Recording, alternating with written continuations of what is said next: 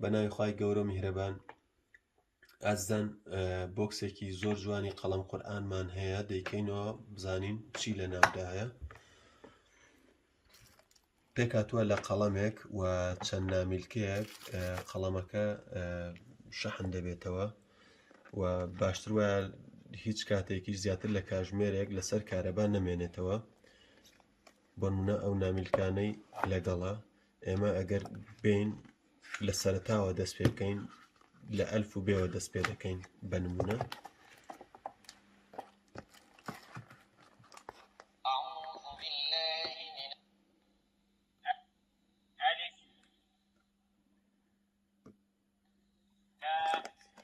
دواتر بە شیکاریەکی زۆر جوان هەر هەمووی تێدا باسکراوە.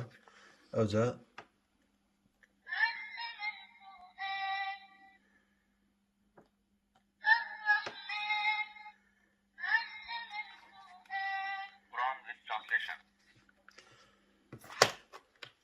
بۆ نمونە ئەمەشی تێدایە. ئێمە کە بمانەوێ زوو بگەین بە دەنگی دڵخوازی خۆمان، غامدی دەنگی دڵخوازی منە. بۆ نمونە زمانی کوردی بەکاردێنم.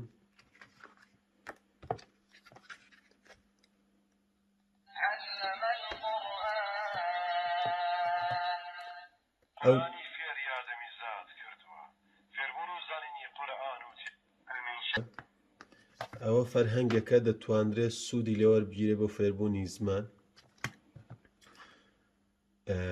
ئەویان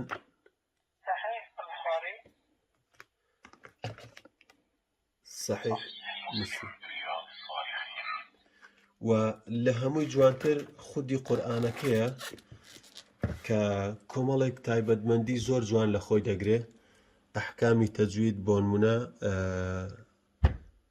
لەگەڵ کۆی ئەوانەی کە دەیبینن.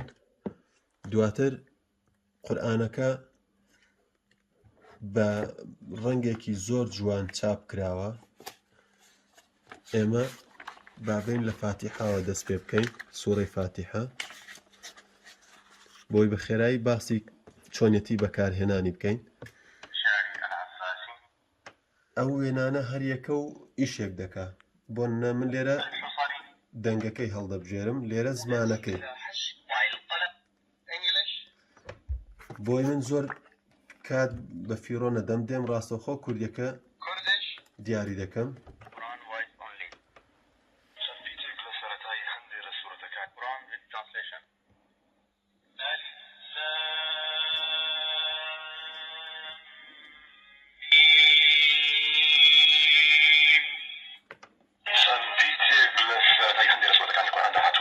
شمارەیان چواردە بیتە.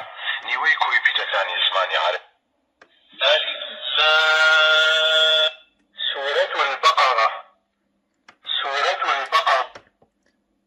چ ژمارەکە لێدەم، چ سوورەتەکە، ژمارەکە هەموو پەڕەکەی دەخوێنێتەوە.